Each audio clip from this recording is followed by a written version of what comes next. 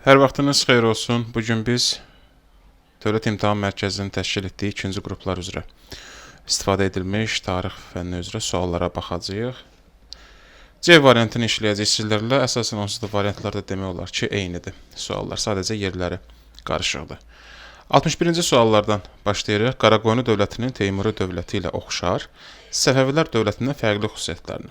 Bu sualda bir sıra abituriyentlər əziyyət çəkib, amma burada elementar bir qaydaya fikir vermək lazımdır. Variantları çıxdaş etməkdən ötürü deyir ki, Səfəvi dövlətindən fərqli. Yəni, tapacağımız burada anlayışlar hansıdırsa, Səfəvilərə aid deyilsə, avtomatik olaraq, yəni biz onun Qaraqoyunluya, Teymura aid olub olmamasını qoyuruq hələ kənara. Bu 5 dənə bənddən hansı Səfəvilərə aid deyilsə, onlar üzərində biz işləyəcəyik. Hansı Səfəvilərə aiddirsə, deməli artıq bu Səfəvilərdən oxşar ola bilər. Ona görə həmin variantlar üzərində işləməyəcəyik. Səfəvilər Osmanlı ilə müharibə aparıbmı? Bəli. Biz artıq onu çıxacağıq, ümumiyyətlə müzakirə belə etməyəcəyik. Səfəvilər 1-ci İbrahimlə mübarizə aparılması yoxdur. Bayandurlu sülaləsinin qüvvələrinə qarşı bilirik ki, ümumiyyətlə Səfəvilərdə 1501-də, 1503-də hətta burada dövlət belə deyirsə, istər həm dövlət vaxtında, həm də ki, dövlətdən də əvvəl Səfəvilər Bayandurlularla savaşıblar. 1503, məsələn, Almabulağı döyüşünü biz misal çəkə bilərik. Ona görə bunu da çıxacaq avtomatik. Şeybanilərə qarşı mübarizə aparılması. Səfəvilər, bəli, 1510-cu ildə Şah İsmayıl Xətai Şeybanilərə qarşı Mərv döyüşündə qalib gəlmişdi onlara. Yəni, biz avtomatik Səfəvilərdə olan anlayışları çıxdıq. 2 ilə 5 Səfəvilərdə olmayan xüsusiyyətlərdir. Artıq biz bunu müzakirə edə bilərik. Məsələn, baxırıq indi 2-yə. Şirvanşah 1-ci İbrahimlə mübarizə aparılması. Baxaq indi Qaraqoyunlu 1-ci İbrahimlə mübarizə aparırmı? Bəli, 1412-ci il Kürd döyüşü. Teymuri dövlətdə həmçinin. 2 qalır burada. 5-ə baxırıq. Uzun Həsənin qoşunları tərəfindən məğlub edilmələri. Bu da bəli, doğrudur. Həm Qaraqoyunlular, həm də ki Teymurilər Uzun Həsənin qoşunları tərəfindən məğlub edilib. Burada Muş döyüşünü biz misal çəkə bilərik, həmçinin Teymurilərdə olan qələbəsini də. Düzgün cavabımız olacaq bizim 2-5 C bəndimiz. 62-ci sual. Venn diaqramında Fransa krallığı ilə İngiltərə krallığını müqayisə edəcəyik. Böyük azadlıqlar xartiyası İngiltərəyə aiddir. A bəndini bura qeyd edirik. Səlib yürüşlərində iştirak etməsi hər ikisinə aiddir. Hər ikisi səlib yürüşlərində iştirak etmişdilər. Ona görə daha doğrusu B-ni biz oxşar cəhət kimi yazacağıq. Azinkur döyüşündə qalib gəlməsini isə biz İngiltərəyə şamil edəcəyik. C bəndi. 100 illik müharibədə iştirak etməsi hər ikisində var. Hər ikisi 100 illik müharibədə iştirak ediblər. Jaklar Hüseyni isə, Jakeriya Hüseyni isə o da Fransaya aiddir.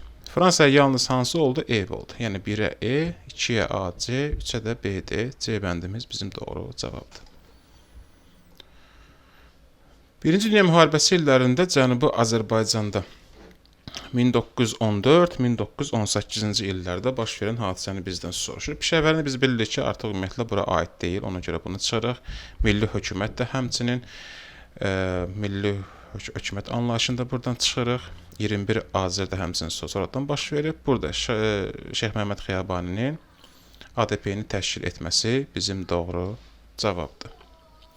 64-cü sualda 1940-cı ilin yazında Alman ordusu Danimarkanı, sonra isə Norveçi ələ keçirdi. Az sonra Hollandiya və Belçika təslim oldu. Alman qoşunları Kale limanını ələ keçirərək İngilis, Fransız, Belçika qoşunlarını Dünkerkdə sahilə sıxışdırdı. Almaniya bu addım atmaqla Lakarna konferansında üzərinə götürdüyü hansı öhdəliyi pozdu? Bu sərhədlərin, dövlətlərin sərhədlərinin toxunulmazlığının təminat altına alınması prinsipi idi, öhdəliyi idi, onu pozdu. Digər bəndlərə baxsaq, ümumiyyətlə onlar bura aid deyil. İstər Molotov-Ribbentrop paktı ümumiyyətlə bu məsələyə dəxli yoxdur. O, Sovetlərlə öz arasında imzalanmışdı, həmçinin silahların azaldılması da burada belə bir şey yoxdur. Reyn həmçinin Avstriyanda təminat altına alınması, belə anlayışlar bura şamil deyil. 65-ci sual. Manna hökmdarı Ullusunu və Uallinin hakimiyyət dövrlərinə aid ümumi cəhət. Urar tərəfindən işğal edilmiş Manna torpaqlarının qaytarılması bu Ullusunuya aiddir, Uallidə bu yoxdur. Mərkəzi hakimiyyətə qarşı baş vermiş üsyanların 2-ci Sarqon tərəfindən yatırılması. Xeyr, bu da aid deyil. Əhəməni dövləti ilə mübarizə aparılması, ümumiyyətlə nə Ullusunu, nə də ki Ualli Əhəməni dövlətini görməyiblər olar. Assuriya ilə ittifaqın bərpa edilməsi Bu hər ikisinə aiddir. Çünki Ullusundan qabaq, Ullusunun ümumiyyətlə hakimiyyət dövrü iki istiqamətli olub da. Bir, yeni gələndə Rusiya ilə, Urartu hökmdarı 1-ci Rusiya ilə ittifaqda oldu. Sonradan amma Assurla ittifaqı bərpa etdi. Ualidən əvvəl isə hakimiyyətdə olmuş Ahşeri Assurla ittifaqı pozmuşdu, amma Uali gəldikdən sonra ittifaqı bərpa etdi. Ona görə düzgün cavabımız D bəndidir. Y-yə baxaq, 7-ci əsrin ikinci yarısında dövləti idarə etmələri. Eramızdan əvvəl 7-ci əsrin ikinci yarısında dövləti idarə edən Uali olmuşdu. Ullusunu yox. 66. Osmanlı Sultanı 1-ci Süleymanın hakimiyyət dövrü üçün səciyyəvi idi. Baxırıq burada. Paytaxtın Ədirnəyə köçürülməsi, xeyr. İspaniya donanmasının məğlub edilməsi, bəli. Səfəvi dövləti ilə sülh, bəli. Balqarsların işğal edilməsi, xeyr. O Bəyazitdədir. Mohaç döyüşündə qələbə qazanması, doğrudur. Düzgün cavabımız olacaq 2, 3, 5, Y bəndi bizim doğru cavabımız olacaq. 67-də Eldəniz hökmdarı Qızıl Arslanın fəaliyyəti üçün xarakterik deyil. Şirvanşahları asılarla salıbmı? Bəli. Paytaxtın Həmədan şəhərinə köçürülməsi Qızıl Arslanın qardaşı Məhəmməd Cahan Pəhləvanın hakimiyyəti dövründə olduğuna görə bu Qızıl Arslanın hakimiyyət dövrünə aid deyil. Mərkəzi hakimiyyətə qarşı mübarizə aparan feodallara qarşı hər hansı bir mübarizənin aparılması, bəli, bu Qızıl Arslanda var, Həmədanda qalib gəldi, dövlətin siyasi vəziyyətinin möhkəmlənməsi də bu mübarizələr nəticəsində qismən də olsa mümkün oldu. 68-ə baxırıq. Paleolit, mezolit dövrlərinin oxşar cəhətləri. İstehlak təsərrüfatının mövcud olması, bəli, həm paleolitdə, həm də ki mezolitdə istehlak təsərrüfatı mövcud olub. Qadınların cəmiyyətdə mühüm rol oynaması, yəni ana xaqanlığı üst paleolitdən başladı, mezolitdə də mövcud olduğuna görə bunu da götürürük. İnsanların mağaralarda məskunlaşması, bəli, hər ikisində. Yəni, Neolitdə artıq insanlar özlərinə hər hansı bir məskənlər salmağa başladılar. Neolitə qədər hələ də mağaralar hakim idi. Kiçik ölçülü mikrolit paleolitdə yoxdur, mezolitdə var, ona görə bu oxşar cəhət deyil. Əkinçili maldarların əsas məşğuliyyət sahəsi olması ümumiyyətlə heç birinə aid deyil. Olacaq düzgün cavabımız B bəndi 1, 2, 3. Şimali Azərbaycanın 19-cu əsrin 40-cı illərində həyata keçirilən sosial-iqtisadi tədbirlərə aid deyil. Sosial-iqtisadi. Bu tipli suallarda ümumiyyətlə baxaq, görək ki, biz doğru bəndi bilməsək belə, bəndlərin aid olduğu sahələr üzrə də müəyyən kateqoriya o istiqamətdə ayırıb da sosial-iqtisadilərə hansılar aiddir, hansı sosial-iqtisadi deyil, onun üzərindən artıq biz seçimlərimizi azalda bilərik. Testdə də ümumiyyətlə qəbul tipli imtahanlarda da ancaq və ancaq bu metodlardan istifadə etməliyik. Maksimum vaxt qazanmaq və seçim sayını minimuma endirməklə daha az variant üzərində işləmək bizi vaxt cəhətdən bir xeyli irəli ata bilər. A bəndinə baxdığımız zaman görürük ki, komendant idarə üsulu. Komendant idarə üsulunun ləğv edilməsi ümumiyyətlə sosial-iqtisadi yox, inzibati tədbirdir. Yəni biz, yenə deyirəm, sualın cavabını bilməsək belə, komendant idarə üsulunun ləğvi baxan kimi bilinir ki, bu sosial-iqtisadi deyil. Sahibkar kəndlisi varsa artıq burada həm sosial, həm də ki, iqtisadi, torpaq var burada, yenə torpaq var burada. Ali müsəlman silkinin hüquqlarının haqqında reskript, bu da sosial bir şeydir, həmçinin iqtisadi yöndə var burada avtomatik olaraq. Yəni, A bəndi bizə avtomatik olaraq gəl deyir. 70-ci sual 1787-ci ildə qəbul edilən ABŞ konstitusiyasına əsasən uyğunluğu müəyyən edin. Ümumiyyətlə, müasir dövrdə də bir çox ölkələrdə, xüsusən Azərbaycanın özündə də hakimiyyət 3 qoldan ibarətdir. Qanunverici, icra edici və məhkəmə hakimiyyəti.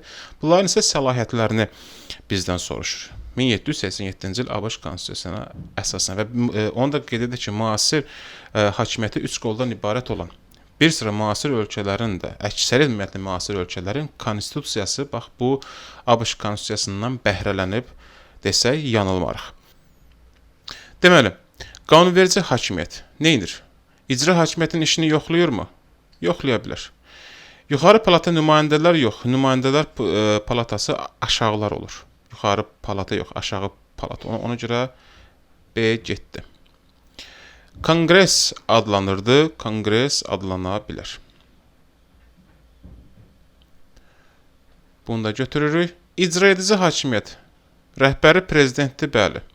Rəhbər ömürlüydürmü? Xeyr. Qanunlara veto qoya bilərmi? Xeyr. 2. A oldu. Məhkəmə hakimiyyəti. Qanunların konstitusiyaya uyğunluğuna nəzarət etməsi aiddir. Rəhbərinin birbaşa xalq tərəfi xeyr, hərbi qüvvələrə rəhbərlik etmək xeyr. Olacaq deməli 1-ə AC, 2-yə A, 3-ə də A. Xəritədə ulduzla işarələnmiş rayona aid səciyyəvi cəhətləri müəyyən edin.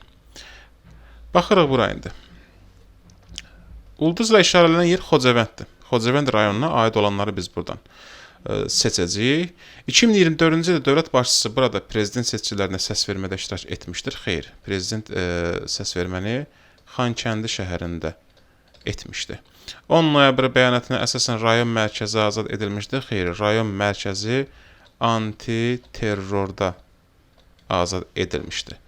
Antiterror əməliyyatlar ərəfəsində ərazisində sülhməramlı kontingent yerləşdirməli. Ümumiyyətlə 10 noyabr bəyanatından sonra sülhməramlı kontingentinin yerləşdiyi ərazilərdən biri Xocavənd idi. Ərazisində Alban meymun, bəli, Amaras monastırı Xocavənd rayonu ərazisində yerləşir. Düzgün cavabımız olacaq bizim 3 və 4. 72-də. Burada səhv gedib bu 73 olmalıdır. Həmçində onu qeyd edək ki, mən sonda Telegram kanalının adını qeyd edəcəm və təmiz versiyanı, əllə yığılmış bu təmiz versiyanı həmin Telegram kanalında paylaşacağım. İstəyən oradan endirib təmiz versiyasını işləyə bilər. Nadir Şah Əfşarla Qubalı Fətəli xana aid ortaq cəhətləri müəyyən edin. Rusiya ilə danışıqları varmı? Bəli, Fətəli xanda da var, Nadirdə də var. Həmçinin Nadir onları Azərbaycandan çıxartmaq istəyirdi. Fətəli xan da Rusiyanın nəzdində özünə bir müttəfiq tapmaq istəyirdi. Vergi sahəsində islahatları varmı? Bəli.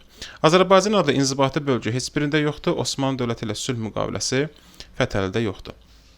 Cavab olacaq 1-2 doğru cavabdır burada. Sonra 73 baxırıq. 73-də deyir ki, xəritədə ştrixlənmiş ərazidə mövcud olmuş Azərbaycan dövlətinə aiddir. Tarixə biz baxdığımız zaman burada bir sıra Azərbaycan dövlətləri yerləşib.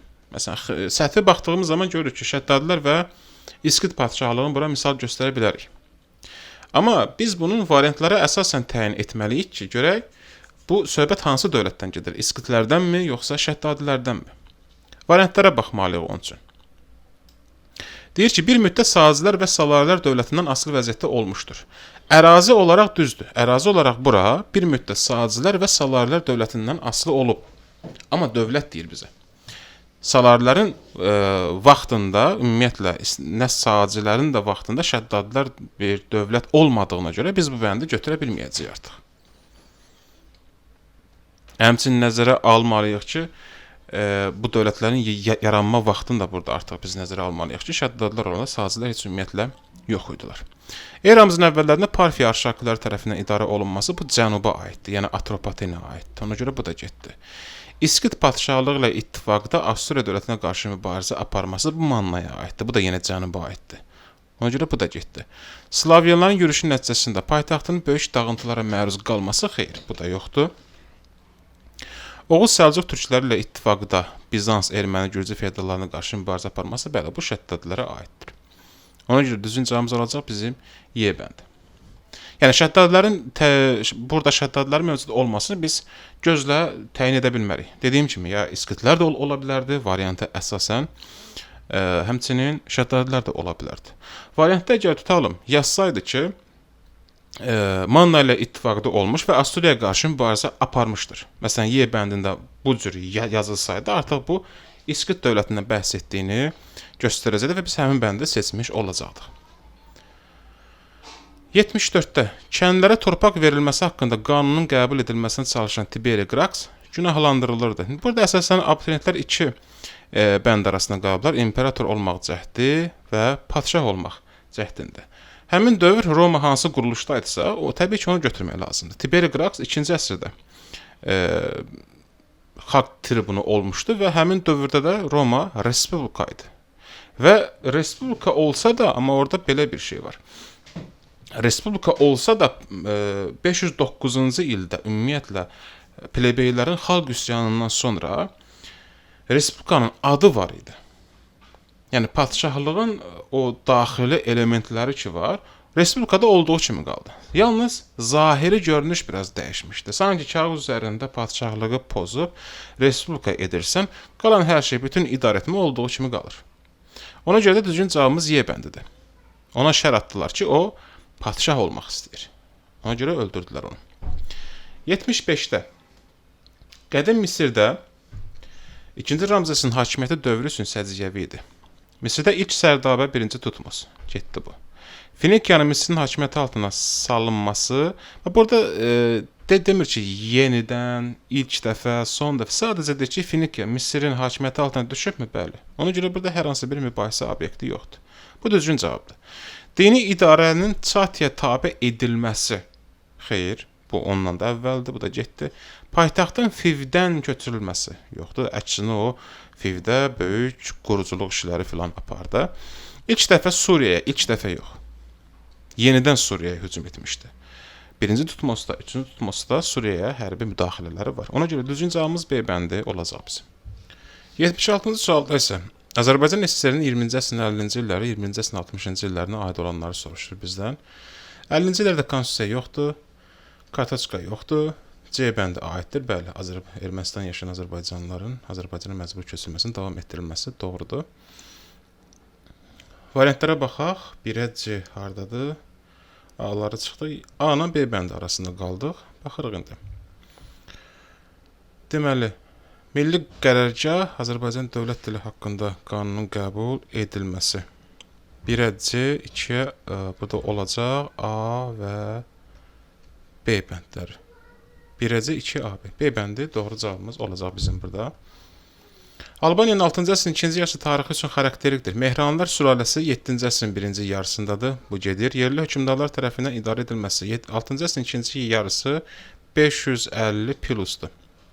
550 plusda da yerli hökmdar yoxdur. Çünki 510-cu ildən ta ki 630-629-a qədər mərzbanlıq olub. İkinci mərzbanlıq. Bu müddətdə ümumiyyətlə yerli hökmdar anlayışı yoxdur. 2-də getdi. Sasanların şimal canişinliyin tərkibində olması, bəli, şimal Qustundaydı. Müsəlman bu dövrdə ümumiyyətlə İslam yoxdur. Ona görə bu da getdi. Cavab yalnız 3.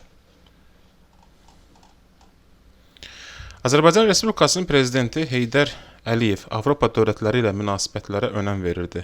Avropaya ilk rəsmi səfəri zamanı aparılan danışıqlar nəticəsində ölkəmiz Avropa təhlükəsizlik sisteminə doğru ciddi şəkildə irəlilədi. Mətninə əsasən Azərbaycan Respublikası ilə bağlı hansı ifadə və ya ifadələr doğrudur? 1990, bu onda qeyd edək ki, Parisə olan səfərdən söhbət gedir, Fransaya olan səfərdən söhbət gedir. Əsas o səfəri biz göz önündə saxlamalıyıq. 1990-cı ildə qəbul edilmiş Paris Xartiyasının imzalanması doğrudur. Azərbaycanın BMT nizamnaməsinə əməl edəcəyini təsdiqləməsi bunda doğrudur. Ölkəmizin ATƏT Minsk qrupuna bu məsələyə ümumiyyətlə aidiyyəti yoxdur. BMT Təhlükəsizlik Şurasının Azərbaycan torpaqlarının Ermənistan tərəfindən qəbul olunması ilə bağlı qətnamə tərəfindən işğal olunması ilə bağlı qətnamənin qəbul edilməsi. Xeyr, bunda məsələyə aidiyyəti yoxdur. 1-2. Çünki burada deyir ki, Avropa təhlükəsizlik sisteminə doğru ciddi şəkildə addım atmasından söhbət gedir. Ona görə düzgün cavabımız 1 və 2 C bəndi olacaq burada.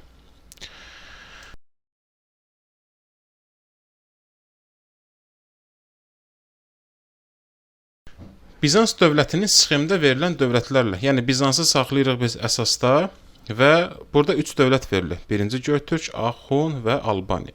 Və onların altında verilmiş anlayışlardan hansının Bizansla oxşardı, onu qeyd edəcəyik biz. 1-ci Göytürk. Sasanlarla müharibə aparıb.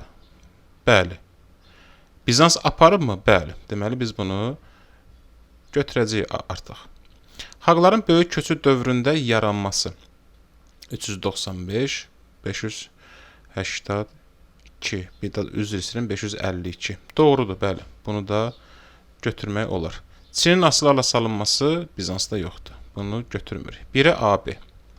Yəni burada sürüşmənin səbəbi nədir? Deməli, burada olacaq 1-ə AB, A və B. Burada isə olacaq, deməli, Axun dövləti Hindistana yürüş edib, amma Bizans etməyib. Göytürklərin hücumuna məruz qalması Bizans da Göytürklərin hücumuna məruz qalıb, Axund da Göytürklərin hücumuna məruz qalıb. B-ni də götürürük. 4-cü əsrdə yaranması Bizans da 4-cü əsrdə yaranıb, Axund da 4-cü əsrdə yaranıb. Bəli, bu doğru cavab olacaq. Yəni 1-ə AB, 2-yə BC burada qalır. 3-ə də Albaniya dövləti Rəşidi xəlifələrin qoşunlarına qarşı mübarizə aparması. Rəşidilər kimdir burada? Rəşidilər Əbu Bəkir, Ömər, Osman, Əli. Söhbət gedir 632-dən 661-ci ilə qədər olan dövrdən. Və həmin dövrdə Albaniya var idimi? Bəli. Albaniya ərəblərin hücumuna məruz qalmışdımı? Bəli. Həmin dövrdə Bizans bəs Rəşidilərin hücumuna məruz qalmışdımı? Bəli.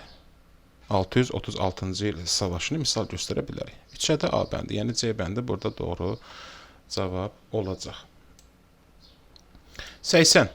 Almaniya Federativ Respublikasının 20-ci əsrin 50-ci illər tarixi üçün səciyyəvi idi. Planlı iqtisadiyyat xeyr. Sosialist dövlətlər ilə fəal iqtisadi qəti ümumiyyətlə məsafəli idilər. Qapalı iqtisadiyyat xeyr. Sosialistlərin hakimiyyət başında olması, daha doğrusu xeyr. Söhbət burada Federativ Respublikadan gedir, yəni qərb hissəsindən söhbət gedir. İqtisadi yüksəlişin baş verməsi bəli. Alman möcüzəsi dediyimiz amil. Y bəndi doğru cavabdır. 81. Ərəb xilafəti ilə Böyük Səlcuq dövlətinin tarixlərinə aid ümumi cəhətlə Azərbaycanı özlərini tabe ediblərmi? Bəli, ərəblər də Səlcuqlar da tabe edib. Çinə hərbi yürüş. Böyük Səlcuq dövlətinin Çinə hərbi yürüşü yoxdur. Ərəblərin varmı? Saya bilərik. Çünki bəli, orada Çinlə döyüş var və həmin döyüş vaxtında 751-ci ildən söhbət gedir. 751-ci ildə artıq Talas döyüşündən sonra xilafətin tərkibində üsyanlar baş verdiyinə görə Çinə doğru irəliləmirlər. Amma Səlcuqlar Çinlə savaşmayıblar, ona görə 2 getdi. Qərbi Avropaya hərbi yürüşlər. Ərəblərin Qərbi Avropaya yürüşü var. Cəbəli Tariqdən keçib orada İspaniyanı itaət altına alması, daha sonra 756-cı ildə Franklarla savaşması misal göstərə bilər. Amma Səlcuqlarda bu yoxdur. Xidmətə görə iqta bəli, hər ikisində var. 1-4. A bəndi doğru cavabdır. Uyğunluğu müəyyən edin. 13-cü əsr Azərbaycan şəhərləri. Burada söhbət diqqətli olaq ki, yalnız 13-cü əsrdən gedir. Variantda elə bir bənd verilə bilər ki, həmin şəhərə aid ola bilər, amma 13-cü əsrə aid olmaz. Ona görə diqqətli olmalıyıq burada. Məsələn, bariz nümunə A bəndi. Səlcuqların hücumuna. Bilirik ki, bu şəhərlərin hamısı ümumiyyətlə Səlcuqların demək olar ki, yürüşünə məruz qalıb səthi yanaşsaq. Amma 13-cü əsrdə Səlcuq var idimi? Xeyr. Ona görə bu bəndi götürməyəcəyik biz. Şəhərləri qeyd edək ümumiyyətlə birinci. 1 Dərbənddir. 2, 3 daha doğrusu Şamaxıdır. 2 də Təbrizdir. 1225-ci ildə Cəlaləddin ordusu tərəfindən tutuldu. Bu Təbrizə aiddir. Yəni B-ni bura yaza bilərik biz. Monqolların birinci yürüşü zamanı dağıdılmışdı. Bu Şamaxıya aiddir. D-ni bura yazacağıq biz. Monqolları tərəfindən tutulması ilə Azərbaycanın işğalı başa çatdırıldı. Bəli, 1239-da. Daha doğrusu biz C-ni bura yazacağıq, D-ni bura yazacağıq. Cəlalər dövlətinin paytaxtı olmuşdur. Bu Təbrizdir, amma 14-cü əsrə aiddir. Ona görə bunu da biz götürməyəcəyik. Cavab olacaq 1-ə D, 2-ə B, 3-ə də C. B bəndi doğru cavab olacaq bizdə.